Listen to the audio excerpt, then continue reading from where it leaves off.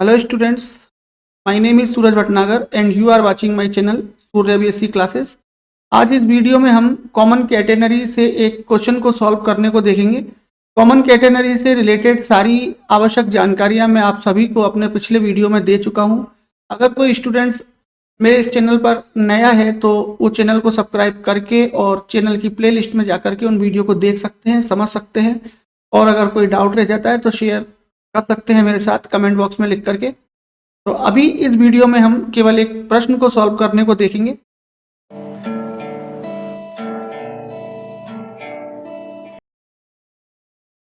तो देखिए स्टूडेंट्स, ये हमने एक एग्जांपल लिया है कॉमन कैटेनरी से।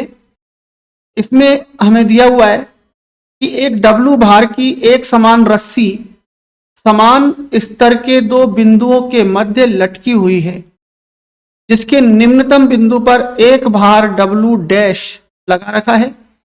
यदि उच्च एवं निम्न बिंदु पर स्पर्श रेखाएं क्षैतिज से अल्फा और बीटा कोण पर झुकी हों तो हमें सिद्ध करना है tan alpha upon tan beta equal to 1 plus W upon W dash. तो यहाँ पर हमको ये प्रूफ करना है। अब यहाँ पर जो हमको दे रखा है उसके हिसाब से हम इसका एक डायग्राम बनाएंगे। देखिए,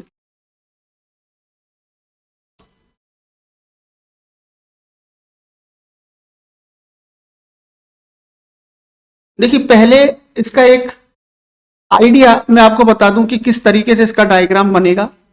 यहां पर हमें दिया हुआ है कि एक W भार की रस्सी है, कैपिटल लेटर में W भार की रस्सी है, जो दो बिंदुओं के मध्य लटकी है और वो दोनों बिंदु भी समान स्तर पे होने चाहिए। जैसे मान लिया एक बिंदु ये है और एक बिंदु ये है, तो इन दोनों बिंदुओं के बीच में अगर मान लिया हमने कि ये कोई रस्सी इस तरीके से लटकी हुई है। अभी यहाँ पर इसका निम्नतम बिंदु है, ये निम्नतम बिंदु है। यहाँ पर हम A और B दो बिंदु ले सकते हैं। मान लिया A और B दो बिंदुओं के बीच में डोरी लटकी है, इसका भार W दिया हुआ है हमको, ये निम्नतम बिंदु है। फिर आगे लिखा हुआ है कि निम्नतम बिंदु पर एक भार W डैश लटका रखा है। देखिए यहाँ पर हम एक y अक्ष और बना लेते हैं। इस तरीके से ये y अक्ष हो जाएगा, ये x अक्ष हो गया। तो ये कैटेनरी का हमारा प्रारंभिक रूप हो गया। अब निम्नतम बिंदु पर एक भार लटका रखा है W डैश, उससे क्या होगा कि ये निम्नतम बिंदु नीचे की तरफ खींचेगा। तो नीचे की तरफ अगर खींचेगा तो उसकी स्थिति फिर कुछ ऐसी हो जाएगी। तो ये डोरी की स्थिति कुछ ऐसी हो जाएगी और यहां पर ये गोलाई वक्राकार ना होकर के एक नोक सी बन जाएगी और इस जगह पर ये भार लटका रखा है W डैश। तो अब पहले तो जो प्रारंभिक स्थिति थी बिना वजन लटकाए वो तो थी कैटेनरी, लेकिन अब जब वजन लटका दिया तो ये कैटेनरी का रूप नहीं है, क्योंकि कैटेनरी में तो y अक्ष के ऊपर निम्नतम बिंदु होना चाहिए, जैसे यहां पर था पहले C बिंदु, अब ये C डैश हो गया। तो हमें इसको कैटेनरी का रूप देने के लिए इस C डैश बिंदु को हम थोड़ा सा ऐसे आगे बढ़ा लेंगे और इस बिंदु को फिर दोबारा मानेंगे कि ये कैटेनरी का निम्नतम बिंदु है, C है। तो अब A और B बिंदुओं पर हमें स्पर्श रेखा दे रखी है। निम्नतम और उच्चतम, उच्च और निम्न बिंदुओं पर स्पर्श रेखा है। तो उच्च बिंदु तो ये वाला है, यहां से अगर स्पर्श रेखा खींचेंगे तो ये हो जाएगी, और निम्नतम बिंदु था ये, लेकिन अब निम्नतम बिंदु C है। तो इस बिंदु के ऊपर जो स्पर्श रेखा है वो ये दोनों एंगल दिए हुए हैं हमको, एक पर अल्फा दे रखा है, एक पर बीटा दे रखा है। तो ये हमारा इस चित्र, ये हमारा डायग्राम बनेगा इस प्रश्न के अंदर। इसको हम फेयर कर लेते हैं और उसके हिसाब से फिर आगे प्रश्न को सॉल्व करने को हम देखेंगे। देखिए स्टूडेंट्स, ये हमने ये डायग्राम इसका कंप्लीट कर लिया है। यहां पर देखिए जो प्रश्न में दिया हुआ है कि दो समान स्तर पर दो बिंदु हैं, तो वो हमने A और B को माना है। समान स्तर पर दोनों बिंदु है A और B, ये A बिंदु हो गया और इधर ये B बिंदु हो गया। इसके बाद इसके ऊपर दोनों बिंदुओं पर एक W भार की एक रस्सी लटकाई गई है। तो ये ACB प्रारंभिक स्थिति है रस्सी को लटकाने की। निम्नतम बिंदु इसका इस समय C है। अब यहां दिया हुआ है कि C पर एक भार W डैश लटकाना है। इस C बिंदु के ऊपर जब हम भार लटकाएंगे तो ये डोरी कैटेनरी का रूप ना रह करके नीचे आ जाएगी थोड़ा सा, और इस जगह पर ऐसे नोक बन जाएगी। जैसे परवलयाकार आकृति होती है वक्राकार, वो ना होकर के एक नोक बन जाएगी और नीचे की तरफ ये एक बल लटका दिया डब्ल्यू डैश पी बिंदु पर, उसको हमने पी मान लिया, खींचने के कारण वो बिंदु पी पर आ गया, सी बिंदु, और यहां से अब ये बल नीचे बाहर लटक रहा है। उच्च एवं निम्न बिंदुओं पर स्पर्श रेखाएं, उच्च का मतलब ए बिंदु, तो ये ए बिंदु की स्पर्श रेखा हो गई, यहां पर ये ए बिंदु की स्पर्श रेखा। दूसरा निम्न बिंदु, तो निम्नतम बिंदु सी था जो सरक करके पी पर आ गया, लेकिन अब ये निम्नतम बिंदु हो गया, तो यहां पर स्पर्श रेखा अगर खींचते हैं तो ये इसकी स्पर्श रेखा हो जाएगी, ये वाली। और इनका जो एंगल दे रखा है एक्स अक्ष के साथ वो अल्फा और बीटा दिया हुआ है, तो ये वाला कोण तो हमको अल्फा दिया हुआ है और ये वाला कोण हमको बीटा पृष्ठ में दे रखा है। अब देखिए हम यहां पर मान लेते हैं कि सी डैश से लेकर पी तक चाप की लंबाई एस है, और साथ में ये भी मान लेते हैं कि जो डोरी है उसकी लंबाई यानी ए सी बी डोरी की लंबाई हमने यहां पर 2L मान ली। तो ए सी बी डोरी की लंबाई 2L हो गई। पी से लेकर के पी तक चाप की लंबाई हमने S मान ली, तो पी से लेकर के ए तक का जो भाग होगा वो डोरी का आधा भाग है और पी से लेकर के बी तक दूसरा आधा भाग है, तो पी ए डोरी की लंबाई हमारे पास L हो जाएगी तथा पी ए डोरी की जो लंबाई होगी वो हो जाएगी L। अब यहां पर जो जरूरी चीजें हैं वो हम लिखेंगे, हमको क्या क्या इसके अंदर लिखना है। हमको प्रत्येक प्रश्न के अंदर जो भी प्रश्न में दे रखा है वो सारी जानकारियां लिखनी है जो हमने मानी है। तो सबसे पहले हम यहां ले लेते हैं, माना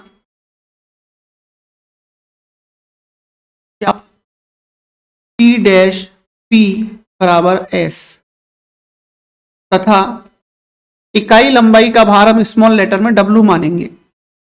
डोरी की इकाई लंबाई का भार, इकाई लंबाई का भार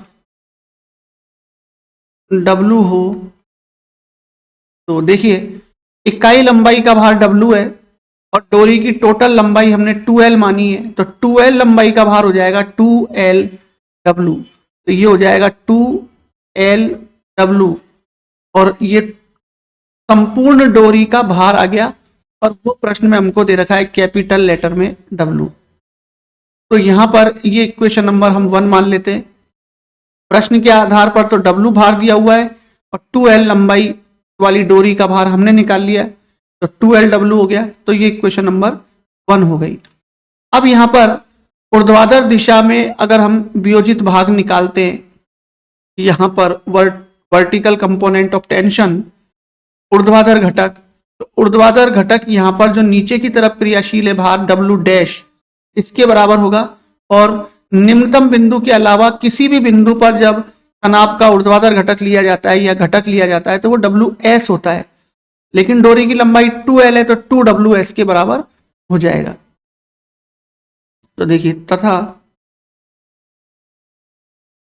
तनाव का ऊर्ध्वाधर घटक, यहां पर जो ये स्पर्श रेखाओं के अनुदिश ये तनाव है दोनों, तो तनाव का ऊर्ध्वाधर घटक हम निकाल रहे हैं, तो तनाव का ऊर्ध्वाधर घटक, ऊर्ध्वाधर घटक हमेशा WY होता है और यहां हो जाएगी चाप की लंबाई हमने S मान रखी है और P से लेकर के T तक चाप की लंबाई जो डोरी की लंबाई है वो L हो गई।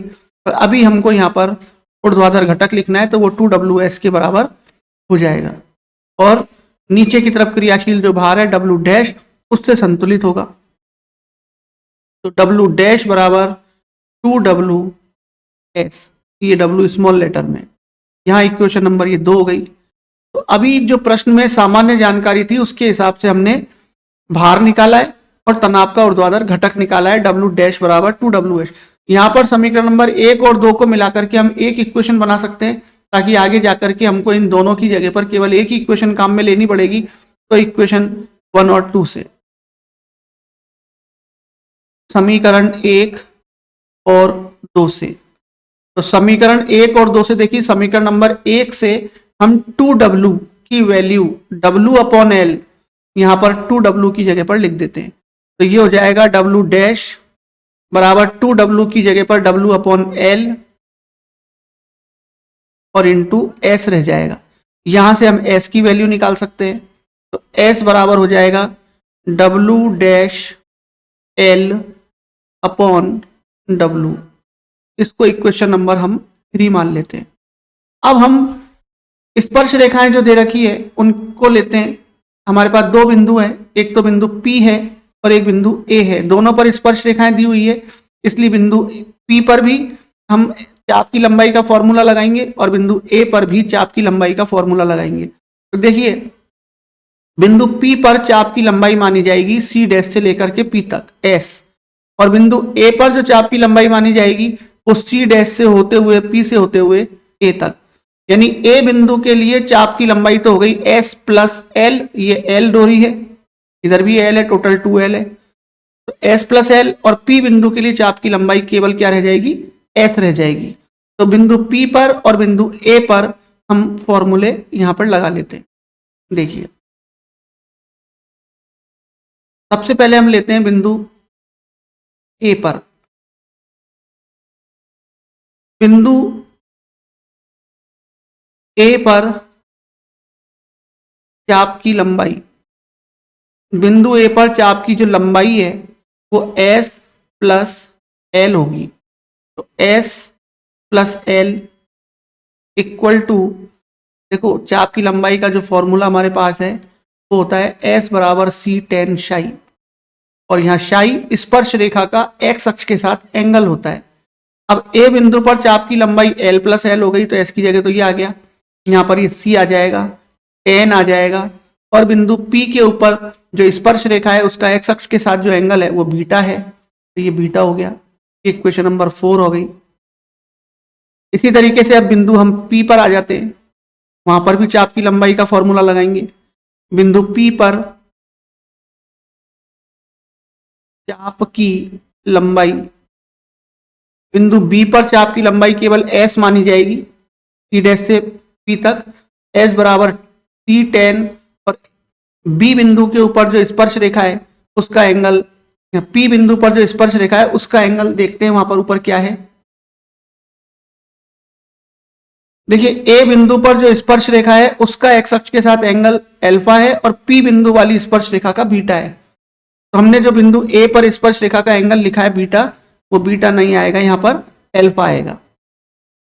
इस जगह पर तो आएगा अल्फा A बिंदु पर स्पर्श रेखा का एंगल, और यहाँ पर P बिंदु पर स्पर्श रेखा का एंगल बीटा, और ये इक्वेशन हो गई हमारे पास 4। अब हमारा चित्र से सारा काम खत्म हो चुका है। अब हमारे पास एक तो इक्वेशन नंबर 3 है और इक्वेशन नंबर 4 और 5 है। इन तीनों इक्वेशंस की सहायता से हमको ऊपर का जो वो स्टेटमेंट दिया हुआ है वो प्रूफ करना है। इन तीनों से सबसे पहले तो हमको एक प्राचल का मान ज्ञात करना है। कैटेनरी का प्राचल C होता है, C का मान ज्ञात करना है। तो हम ऐसा करते हैं कि यहाँ पर इक्वेशन 4 में से 5 को माइनस कर देते हैं। तो 4 में से 5 को माइनस करेंगे तो S कैंसिल आउट होकर के हम C की वैल्यू यहाँ से निकाल सकते हैं। देखिए, समीकरण 4 माइनस 5 से 4 में से 5 को घटाएंगे, L प्लस S में से S को घटाया तो L आया, इधर C tan अल्फा में से C tan बीटा घटाएंगे हम तो C कॉमन आ जाएगा, और हमारे पास रह जाएगा tan alpha minus tan beta. यहां से हम C की वैल्यू निकाल सकते हैं, तो C बराबर हो जाएगा L upon tan alpha minus tan beta. ये C की वैल्यू आ गई। अब C की वैल्यू आ जाने के बाद हमको वो प्रतिबंध सिद्ध करना है। तो अभी हमने इन दोनों इक्वेशंस को आपस में घटा दिया। अभी हमारे पास इक्वेशन नंबर 3 और बाकी है। तो 3 इक्वेशन में आप देखिए कि जो समीकरण नंबर 3 है वो S की वैल्यू है, इसमें S आ रहा है, और समीकरण 4 या 5 में भी S दोनों में आ रहा है।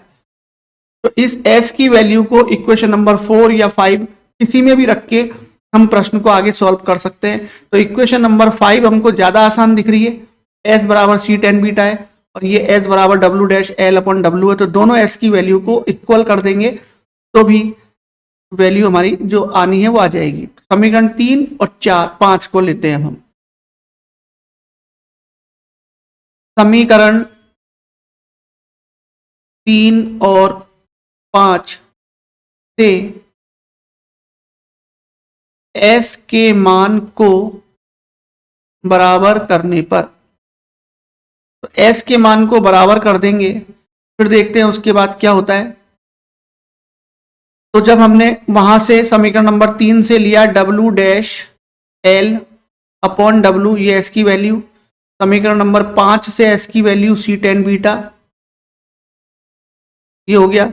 अब यहां पर हमने ऊपर जो सी की वैल्यू निकाल रखी है वो मान हम यहां पे रख देंगे। तो सी का मान रखने पर,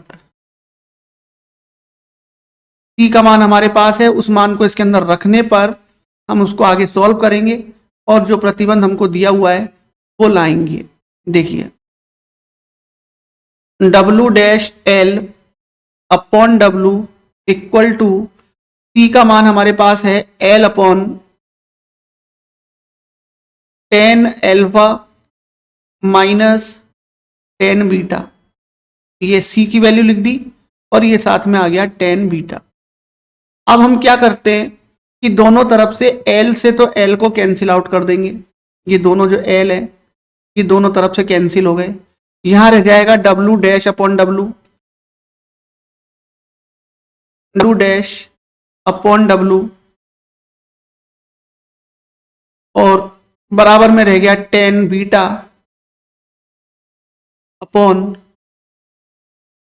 10 एल्फा माइनस 10 बीटा। इसको हम उल्टा कर देते हैं। उल्टा करने से क्या होगा कि जो ऊपर 10 बीटा है ये बटे में आ जाएगा, तो हम दोनों पदों के साथ उसको लिख पाएंगे अलग अलग। तो इस पूरी समीकरण को हम उल्टा करते हैं तो ये हो जाएगा W upon W dash equal to 10 alpha minus 10 beta upon 10 beta. 10 beta को ऊपर के दोनों पदों के साथ अलग अलग किया हमने, तो 10 एल्फा अपॉन 10 बीटा और माइनस 10 बीटा अपॉन 10 बीटा। तो देखिए यहां से अब क्या होगा, W upon W dash equal to 10 alpha upon 10 beta minus 1। इस माइनस 1 को अगर हम इधर पक्षांतरण कर देंगे तो जो हमको सिद्ध करना है ऊपर क्वेश्चन में वो प्रतिबंध आ जाएगा। देखिए W upon W dash plus 1 equal to 10 alpha upon 10 beta, यही हमको ऊपर सिद्ध करना था, जो हम इतनी आसानी से इसको सिद्ध कर दिया हमने। देखिए इसको एक बार फिर से मैं समझाता हूँ आपको ऊपर से लेकर के, इस तरीके से हमने इसको किया है। देखिए जल्दी जल्दी से इसको मैं रिपीट कर देता हूँ। देखिए डब्ल्यू भार की एक समान रस्सी है जो दो बिंदुओं के मध्य लटकी है, ए और बी दो बिंदु हैं, इनके ऊपर ये डब्ल्यू भार की रस्सी लटक रही है। हमने इस डोरी की लंबाई को 2L माना है यहां पर। तो ए से लेकर के सी तक आधी डोरी हो गई। अब इसमें क्या दे रखा है कि जो निम्नतम बिंदु है सी, उस पर एक भार लटका दिया डब्ल्यू डैश। तो डब्ल्यू डैश जब यहाँ पर लटकाएंगे तो ये डोरी तनाव के कारण नीचे खिंच जाएगी और पी बिंदु पर आ जाएगा सी बिंदु, तो यहाँ पर एक कोना सा बन जाएगा। अब कोना बन गया तो ये कैटेनरी का रूप नहीं है, क्योंकि कैटेनरी का जो निम्नतम बिंदु होता है उस पर स्पर्श रेखा एक्स अक्ष के समांतर होती है, जबकि यहाँ पर कोना बनने के कारण अब इस बिंदु पर जब स्पर्श रेखा खींचेंगे तो वो प्रश्न में दे रखा है कि एक्स अक्ष के साथ बीटा कोण बनाती है, और उच्च बिंदु पर जो स्पर्श रेखा है वो एक्स अक्ष के साथ अल्फा कोण बनाती है। कैटेनरी का रूप बनाने के लिए हमने पी बिंदु को थोड़ा सा आगे बढ़ा दिया और सी डैश बिंदु उसको मान लिया, तो ये सी डैश कैटेनरी का निम्नतम बिंदु हो गया। तो सी डैश से लेके पी तक हमने एस मान लिया और पी से लेकर के ए तक की जो डोरी की लंबाई है वो एल हो गई, और टोटल डोरी की लंबाई 2L थी, इसलिए 2L और इकाई लंबाई का भार अगर W मानते हैं तो 2L W डोरी का भार हो गया, और प्रश्न के हिसाब से कैपिटल W था तो दोनों को बराबर कर दिया। इसके अलावा बलों का ऊर्ध्वाधर घटक, जब भी किसी डोरी पर नीचे भार लटकाया जाएगा तो बलों का तनावों का ऊर्ध्वाधर घटक ही हमको काम में लेना है। तो डोरी की लंबाई 2L है, इसलिए ऊर्ध्वाधर घटक 2WS हो जाएगा और वो संतुलित होगा नीचे जो भार लटका रखा है उसके द्वारा, यानी W डैश के द्वारा। तो ये W डैश की वैल्यू आ गई। इक्वेशन 1 2 इनको डाल करके हमने इन दोनों को मिला के एक समीकरण बना लिया, 2W को एलिमिनेट कर दिया, तो W डैश बराबर ये और S की इक्वेशन आ गई। इसके बाद बिंदु P और बिंदु A पर जब हमने स्पर्श रेखाएं खींची हुई है तो दोनों बिंदुओं पर चाप की लंबाई का फॉर्मूला लगाएंगे। बिंदु P पर तो चाप की लंबाई केवल S है, और जबकि A पर जाएंगे तो ये L और जुड़ जाएगा, तो S प्लस L चाप की लंबाई हो जाएगी। तो दोनों बिंदुओं पर अलग अलग हमने चाप की लंबाई के फॉर्मूले लगा लिए। चाप की लंबाई का फॉर्मूला यहाँ पर ये लिखा हुआ है, S बराबर C tan psi होता है। अब जिस भी बिंदु पर ले रहे हैं वहां पर चाप की लंबाई देख लेंगे और उसकी टेंजेंट का एंगल देख लेंगे। तो बिंदु A के ऊपर चाप की लंबाई S प्लस L है, ये आ गई, और x अक्ष से उसका झुकाव अल्फा स्पर्श रेखा का, तो अल्फा आ गया। P बिंदु के ऊपर चाप की लंबाई केवल S है और टेंजेंट का जो उसका एंगल है x अक्ष के साथ वो बीटा है, ये दोनों आ गया। अब ये तीनों इक्वेशन को यूज करके हमको दिया गया प्रतिबंध प्रूफ करना है। तो अभी हमने पहले पैरामीटर का मान निकाला है C का, प्राचल का, तो समीकरण 4 में से 5 को घटा के C की वैल्यू निकाल ली। इक्वेशन नंबर 3 और 5 को इक्वल कर दिया, इक्वल करके और फिर केवल उसको सॉल्व किया है जो हमको प्रतिबंध लाना है उसके लिए, उसकी हिसाब से। तो इस तरीके से हम इस प्रश्न को सॉल्व कर सकते हैं। उम्मीद है कि समझ में आ गया होगा। अगर फिर भी कोई डाउट रह जाता है तो आप कमेंट बॉक्स में लिख करके मेरे साथ शेयर कर सकते हैं और मैं उसको दोबारा समझाने का प्रयास करूंगा। इस वीडियो में इतना ही, फिर मिलेंगे नेक्स्ट वीडियो पर। Thank you.